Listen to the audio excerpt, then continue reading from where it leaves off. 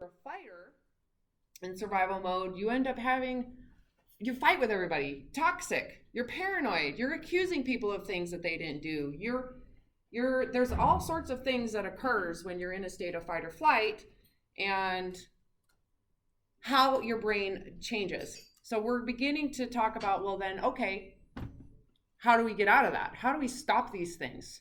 How can I stop accusing people of things or believing things that ends up having my behavior hurt others or keeps me from going out, right? Keeps me from living my best life. And so we want to look at that. And ultimately, this is transcendence. So we talk about Maslow's highest hierarchy of need, and we're looking at transcendence. And some people describe this as transcending you're transcending one state to the next state. So it doesn't have to mean the pinnacle hierarchy of need. It can mean just, how do we shift out of shame? How does one recover from something so catastrophic, right? Where people feel so bad. How do we feel safe in our environment?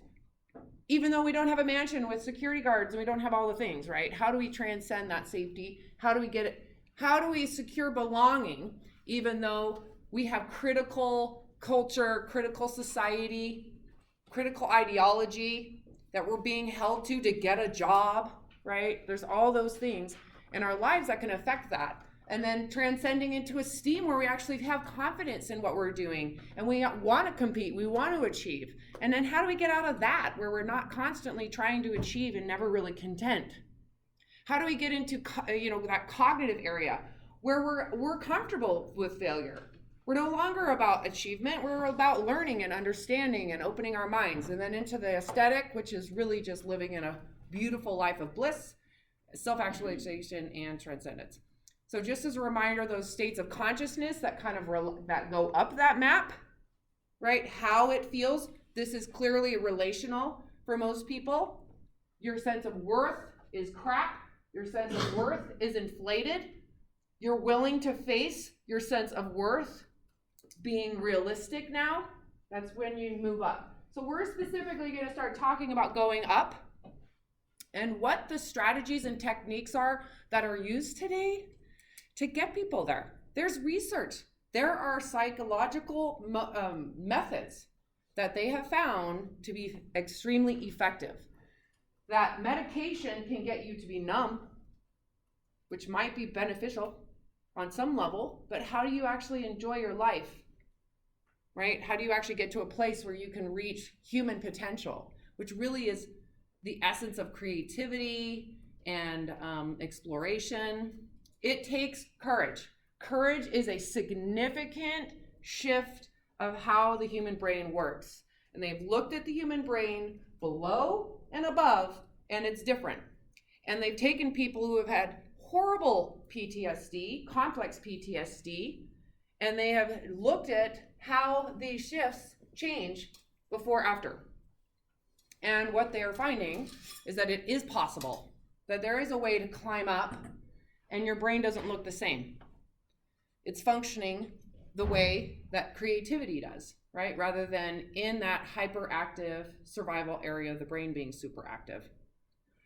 So courage, what is it? It takes a willingness, and these words are very important, that you're actually willing. So that means that you're voluntarily open to feelings of danger. So oftentimes people will be in a feeling of danger, and is it voluntary that they stay there? Probably not. One of the things the brain does in those moments is it twists and it says, poor me, this feeling sucks, I hate it, I wish I could leave, I wish my life didn't suck this way. So that's not voluntary. That's really important, because if you can change the shift, and when I work with clients and over the years, this is the pivotal shift. Are you willing or unwilling? Because if you're unwilling, you're not doing anything. You're not going anywhere, and you're going to go back to your coping mechanisms. So the moment you actually willfully face what feels like danger, really, because that's how it manifests to the brain, that is courage. There is a sense of danger that exists. If there is no sense of danger, it's not courage. It takes courage to face danger, right? And again, the lower, like if you feel shame, that's massive danger. That's an extreme form of danger to the brain, right? Versus grief. So facing that is, even though the ultimate result could be lost. So the other thing about it, about courage, is it not just a willingness, it's a willingness even if it's bad. So a lot of times people will say, yes, let's do it, because they think they're going to get the best case scenario. So they're not really paying attention to the fact that that's the least probably likely to happen, right? So willingness to face a sense of danger, knowing that the outcome could be not in your favor. That's courage. That's courage. So it's important to recognize that courage isn't guaranteeing you get your best result. That's not courage. It's the willingness to open yourself up to have a result that isn't in your favor, and being okay with it. Doesn't mean you have to be excited, just means you have to be neutral about it. Like, I can handle it. So this is where that sense of inner competence shifts you into esteem. Well, this is the map of consciousness, but when you, that's that sense of, I'm willing to face this even if I lose, because I can handle it. So it does pull you into a sense of capacity. And it also, to do this, it helps to recognize sometimes your fear or that sense of danger might be stemming from an assumption. It might not be a truth. Of course, the brain and the mind doesn't really respond to danger unless you think it's true. It helps to recognize that what you thought is true, actually, you don't know. You don't really know. You could be wrong. So that helps, because that opens up the possibility that there's something there you might not know that could happen. So this is where the context of reality starts to show up in how people think.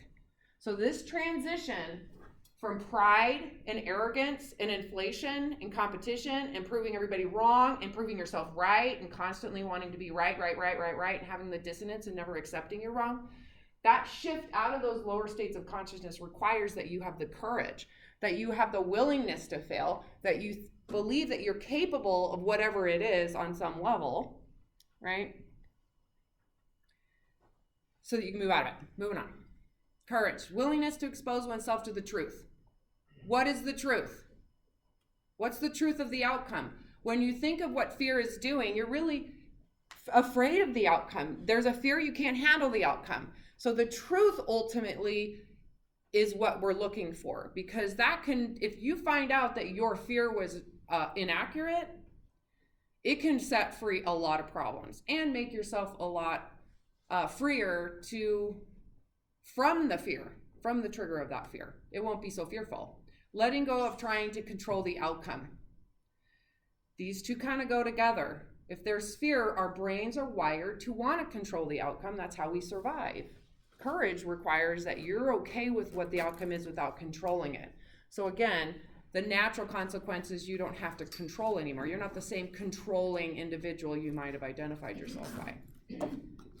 So that shifts you into a state out of survival mode, into a higher state of consciousness. So a real interesting word that I think is very much a buzzword. How many of you have heard of Brene Brown and her conversation on vulnerability? Yeah, this is what she studies, is vulnerability, which is facing danger, and how it impacts how we relate, how it impacts how we feel about ourselves, how it impacts us psychologically and emotionally. So when you're willing to face vulnerability, and this takes practice, because we're not wired to do this, right? So it takes practice. A lot of the practices and research is on resilience. Have you guys heard of resilience practices? Getting yourself into a position of hardship and being able to handle it and experience it without feeling sorry for yourself, pity, the judgment, without the shaming that goes into that, actually accepting what that hardship is from an as an observer, right? So the willingness to be present, and it's willful.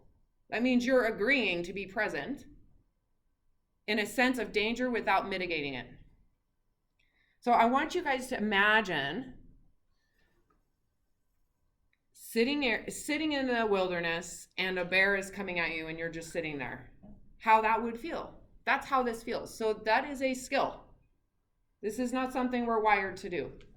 So the willingness to sit in fight or flight, your heart is pacing. Your hair starts, those are biological reactions you can't control. You can meditate, you can breathe through it, but those occur without your, what's the word? It gets triggered, right? Again, your perception can trigger it, but it happens naturally. It's evolutionary wise there. So vulnerability, you feel danger. You experience the physical fight or flight. You accept it in order to find out. So there is a conscious decision in these situations. This is conscientious. This is a choice. Again, the biggest hardship for people is that they feel this and they feel sorry for themselves. They go right into victimhood. They go right into, my life sucks. Let me show you all of the shit. They stay in that lower state of consciousness. But the reality is, if you're feeling vulnerable, it's an opportunity to actually develop a sense of ability, right? Again, this is resilience training. And the willfulness to do this without going into victimhood, without going into feeling sorry for yourself, provides you the opportunity to actually develop a sense of capacity within yourself. If you're blaming your environment because you're going through hardship and your life sucks, you're now helpless. You can't do anything about it. So oftentimes with mental health issues, that helplessness keeps people in their victimhood. It keeps them in the shame, it keeps them in the apathy, and it keeps them in the mental illness. So at that point, you need medication because you're not going to get out unless you shift and change the way you're looking at your life experience, whether it's being beaten up as a child, trauma, early loss, hard trauma. At some point, there are strategies and techniques that are used today to take people who've had the worst atrocities in their lives to pull them out of helplessness, powerlessness, to actually finding power in the fact that they are resilient to handle it. If they had to do it again, they now know better that they can handle it. So it shifts how the brain is functioning. It changes the neural pathways to go away from shame and isolation and extreme depression to actually feeling hope and moving up, right? So vulnerability science is really impactful because this has changed the way that we are approaching in psychiatry or psychology, more so, mental illness.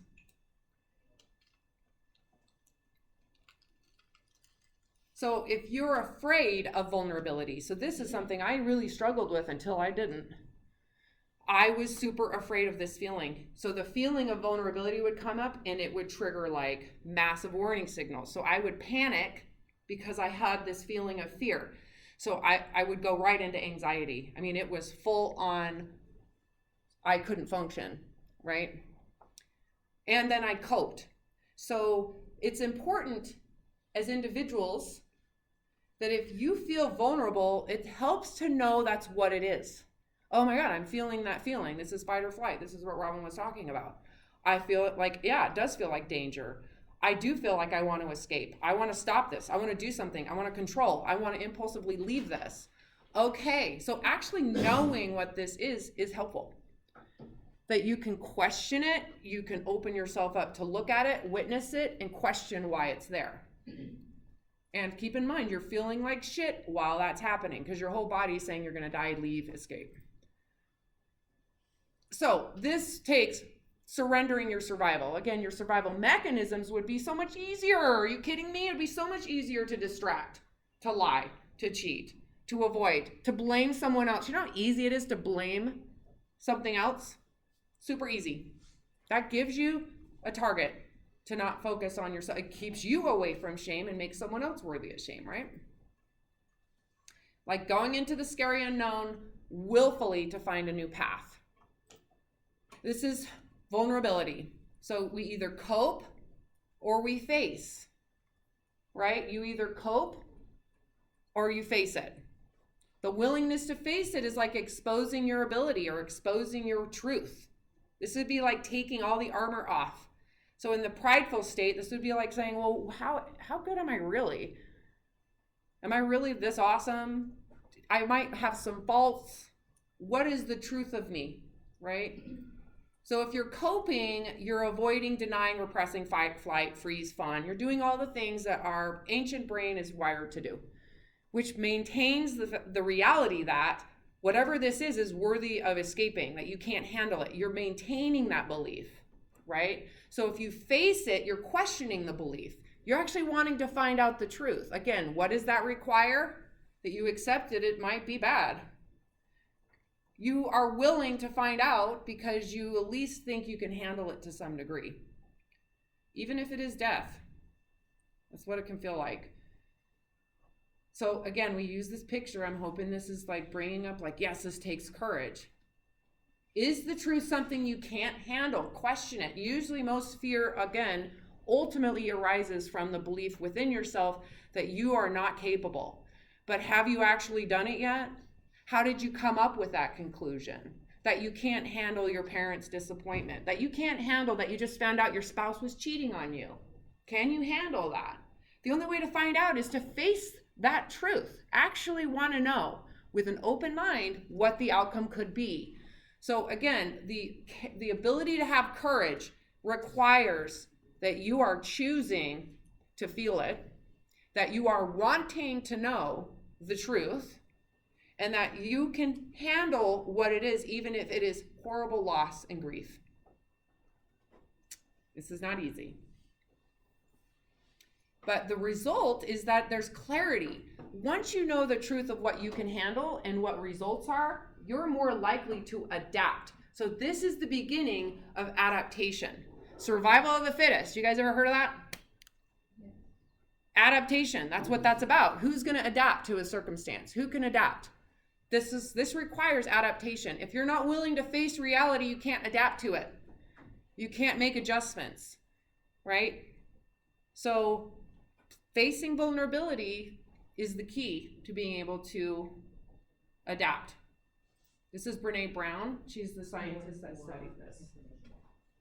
In order for there to be success, metric, money, stock price, market share, whatever your metric is, you can't get there without brave leaders and courageous cultures.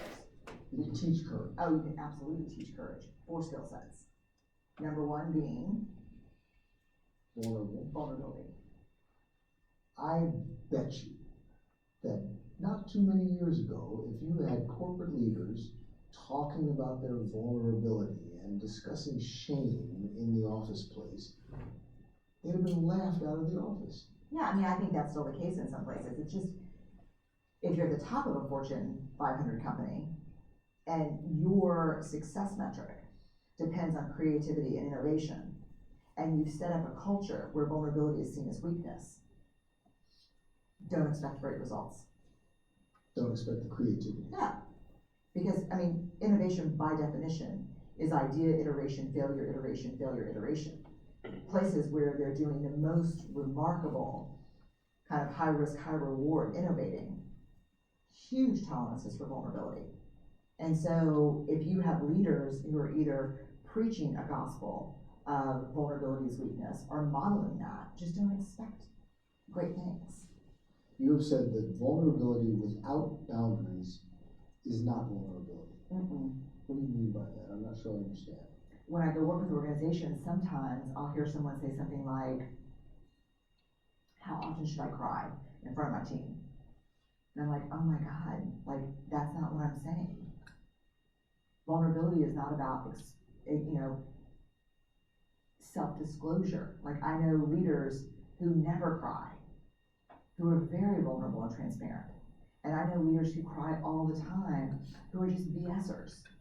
And if there's, vulnerability is great. Faux vulnerability or like fake vulnerability, because vulnerability seems to be a thing right now, that pisses people off. So you're not advocating for people to just put it all out No, there. all I'm saying about vulnerability is that when you are in uncertainty, When you feel at risk, when you feel exposed, don't tap out.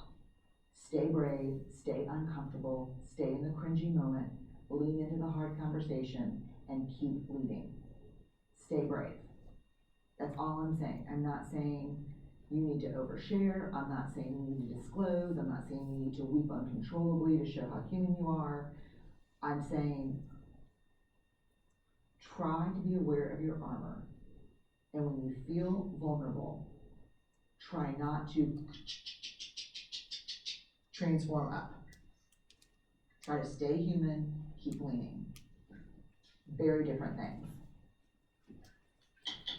Love her. She makes it so relatable. I mean, that was her talking about, obviously, people who are successful in, let me get out of here. No, thank you. In corporate world, right? Like how you innovate. Innovation requires risk. So again, look at that Maslow's hierarchy of needs. This is current science, current research in human functioning, and Maslow was on target. If you cannot have courage, if you cannot face vulnerability, loss, it not working out, you cannot be creative. You cannot transcend into that area. You can't. The brain doesn't work that way. It doesn't do that. It works to be self-centered. If you're not courageous, you're self-centered. And again, don't judge that, because that's how survival works. You're supposed to be self-centered in survival mode. It's supposed to be about how to protect myself from what's out there. You're supposed to cope, hide, deny, fight, deflect, blame. So that's how it works for everybody. But the difference from people who are courageous, willing to be seen as a failure, again, most of these things are connected to the third hierarchy of need of belonging. The willingness to be real and true and have people not understand you is courageous, right? So if you are suffering with some of these things like chronic anxiety or depression or fear, isolation, apathy, there's something you're hiding from, something you're not willing to face, and often it is the worry that you are inherently worthless. And facing that, what if that's true? The willingness to even face that thought actually pulls you up into a place of acceptance. And acceptance is a big deal because that's allowing you to move on. That's adaptation. Acceptance, adaptation. Those two are the same. These allow people to come out. The willingness to fail at something. I failed at my religion. I failed my first try at college. I quit because I had a horrible eating disorder and mental health problem. Horrible obsessive compulsive. I quit, right? And then I came back when I felt better, but coming to a place of acceptance that the way you're running things sucks is the best thing. What if what you're doing actually sucks? What if it truthfully is really shitty? Wouldn't you want to know so you can start over, try again? That takes courage. So, and it also accepting the truth. This equates to adaptation and allows the mind to move forward into change. Unlike survival mode, you're no longer held hostage by your coping mechanisms. So if you're willing to face reality, the coping mechanisms you had to deny reality lose power. I'm going to say it one more time. If you're willing to face reality, and I'm saying willing, which means you're choosing to do it and open to it, your coping mechanisms that kept you safe from reality lose power because you're facing it. So what you're doing to not face it loses power, whether it's over exercise, keeping yourself busy, drinking too much, smoking too much pot, watching porn, finding someone else to screw. I don't care. Any coping mechanism loses its power when you are willing to face the truth that those things protect you from the truth. So if the truth is scary and you're unwilling to face the scary truth, you have to cope because that's how we're wired. If you're willing to face it, those coping mechanisms lose power. They call it desensitization. Fear is scary, and you develop a sense of strength to handle hardship. So you actually develop resilience, an ability to actually feel fear and not be scared of it. So you're actually not as triggered or sensitive to fight or flight when you're willing to feel fear. The more willingness you have to sit in fear, the more strength to handle it you develop. That takes courage. So if you're still fearing fear, what you need is courage. That's it. It's pretty simple. It just doesn't feel that way. So we did the in-class participation. This is a point at which I want you guys to talk with each other. We'll take just a few minutes. If you're with yourself, find a group. And I want you to disclose what's a truth that you've told or a lie, and then you were caught. So it's the in-class participation we wrote about. So let's take 5 minutes. So discuss. For me, I did a lie that I got caught. My friend threw a party at his house, and I was like, oh, I'm going to go. So I left my parents, and I was being a cops test. And I didn't have much to drink, so I put 0. I wasn't sure that I was going to, and I was like deep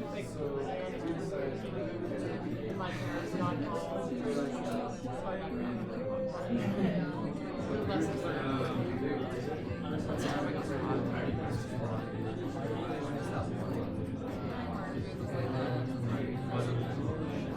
not a big deal in some probably, but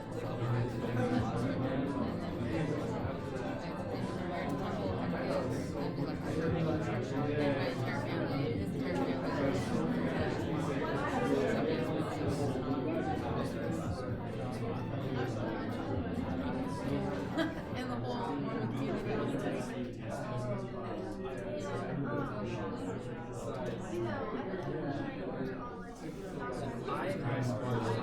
trying to draw a specific but I was always taught that going up to it, that's the way I would try out. So it always especially goal setting.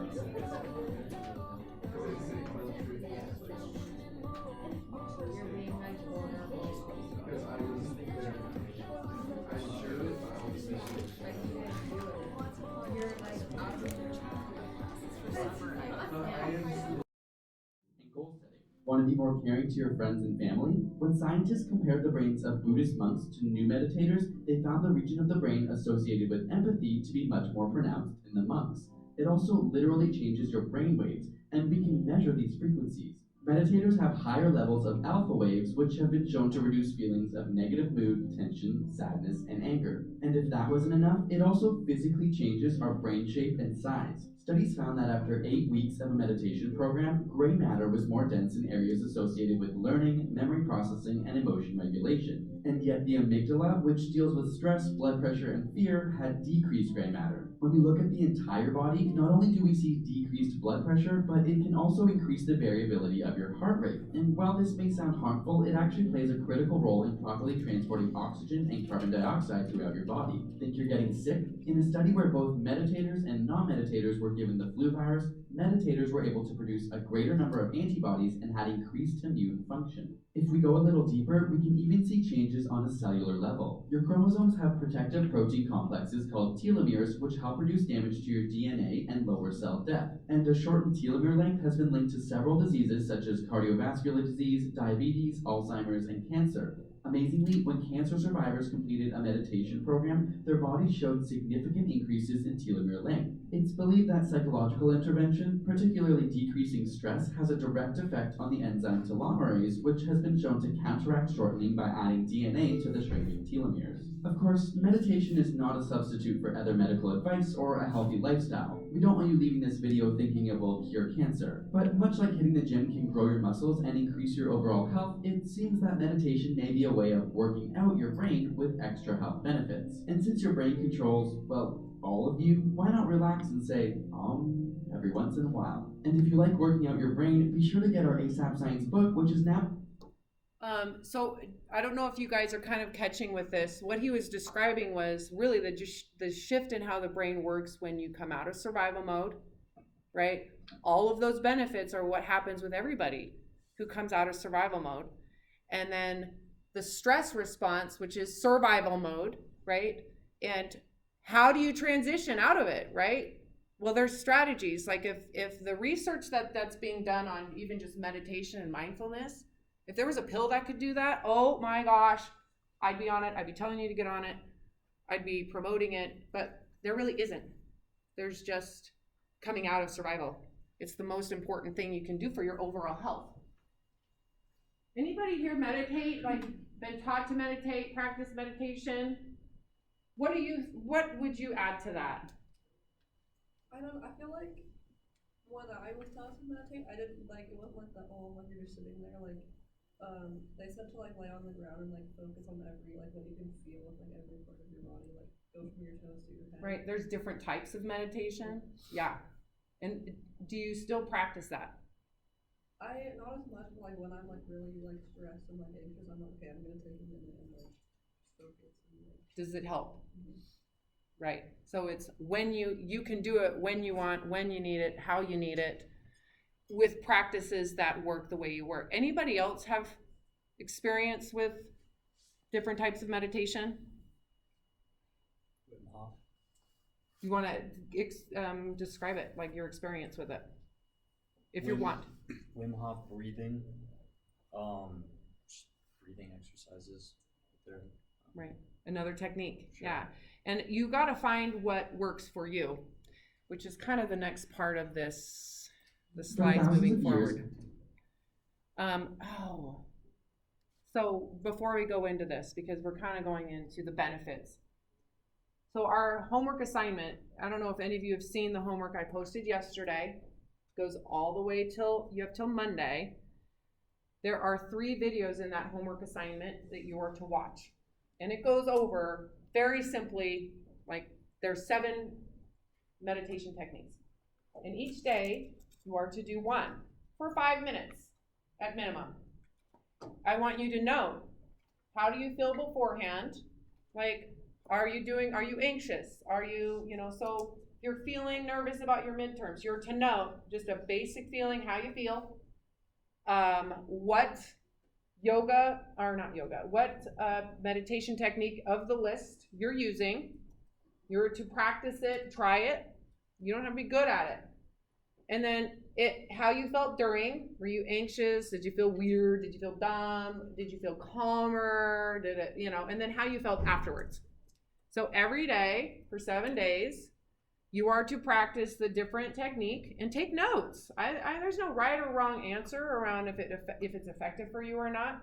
The goal is to actually explore and to see and to be open to, do these techniques help with you manage just your daily human stress? Any questions about that homework assignment? So again, there are 7. You watch the videos, they describe them. Each day you're to practice one of them for 5 or so minutes, and then you are to take notes before and after how it went, and then that's due on Monday. So we're just starting to learn these processes. I'll be teaching you more of the cognitive behavioral techniques. These are things that do not take a ton of time. It's just a strategy around, okay, I'm having that feeling. 1, you just go through the process. And then it usually ends in you feeling very different after you just take a moment, right, to process the emotion rather than just being run by it. So what happens when you can use techniques and strategies to get beyond your fear into courage, and then it positions you to be in a place of esteem. So the benefits you get is because you're willing to know the truth. The courage helps a person develop the resilience to feel and handle hardship. So you develop an ability to handle hardship. It's not as hard for you, right? As a result, there is an increase in curiosity, willingness to explore, expand human achievement. This comes across as what's called locus of control. Does anybody know or have heard of locus of control? Do you know it enough to explain it to the class? That's fine. Me neither. That's why I have this. It's an aspect of esteem that is around your willingness to recognize that you are empowered to make choices, and that a lot of times your choices can affect your reality, but reality can also affect you. But there's more sense of I'm capable of handling a reality. So it's that shift from being a victim of reality to I have some sense of capacity to handle reality, and that's where I have choice. Even if you didn't have a choice in what happened, like getting in a car accident, someone hit you, where's your locus of control in that, right? But you do have control in how you respond, how you adapt, how you process. So the theory is, it's referring to the extent at which individuals believe that they can control events that affect them, taking responsibility for what you can and accepting what you can't. Locus of control is another thing people study with people who are kind of in survival mode or who come out of survival mode. And people who come out of survival mode have a higher locus of control. That comes from esteem. That comes from that sense of I can handle it. Even if it's hard, I'm going to find a way to handle it. I'm going to find a way. So there's a lot of adjustments and the ability to adapt that they've developed. So that's a goal.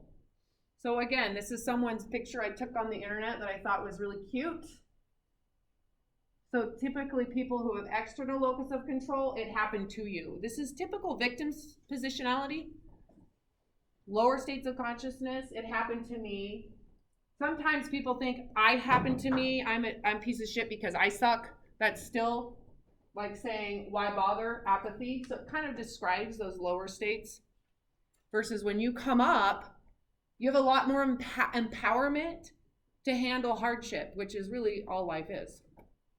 It's just how you handle it. So people who handle it don't really feel that it's hardship, partly because they're willing to face it, they've learned to feel it, and they've learned to adapt. So it's a big part of coming out of fear. Another thing that's been studied for decades is what's called self-determination. And this is the ability to make personal decisions. Again, this comes down to that third hierarchy of need, belonging, to make decisions even though someone else, like your parents, might not understand it, or siblings, that you're willing to make a self-determined choice because it's what's right for you. So you're using your inner sense of true self to make decisions, even though someone else might not understand it. So self-determination is actually very important too. So for example, I decided to come back to school. That was determined by me, only me. I don't care what anybody thinks. It's something that brings me something I wanted to do, something that was empowering for me. Whereas my first experience in college was for my parents. I did it for my parents. I did it to prove myself. So again, I was in that third hierarchy of need. It was an important phase for me to get into esteem, right? Whereas now it's not about esteem, it's about giving back, doing something important, right? So self-determination is, again, another sign that's what we want to be able to move forward. And what they found with self-determination is that it requires that there's autonomy. Autonomy is a sense of self and ability. That's like saying I'm independent spiritually and emotionally. That means you have to have a sense of competence, that you can handle hardship. That's what it requires. Not handling success, it's handling hardship to get competence, right? That you do feel connected. It requires that you do have this put together, that you feel capable. I feel like I'm worthy. So it requires all these things. And the goal is that your motivation then becomes about your life and doing what you want with your life while you assimilate, right? While we live in our culture, that you're doing it in a way that comes from within and not from without. Again, I just want to kind of end the class with acceptance. This is some of the most important work in shifting from fear, fight, flight, fawn, all of those survival mechanisms, to accept reality, knowing the truth, right? Acceptance is the willingness to experience ourselves and our lives as it is. That includes hardship. That includes ease, accepting success, right? But not attaching to it, because success can go away, which is another hardship. It's kind of like this balance, the yin-yang balance, right? Accepting the truth. When I applied for this position, I remember thinking, well, I might not get it. I might be delusional. I might not be appropriate. Maybe I'm not as, I go into, well, what if I'm inadequate for this job? I don't go, no, I'm not inadequate. No, what if I'm inadequate for this job? Okay, then I want to know the truth. Because that might be the facts. And you know what? I want someone who is adequate to get that job. I would rather someone who is more adequate to get that job.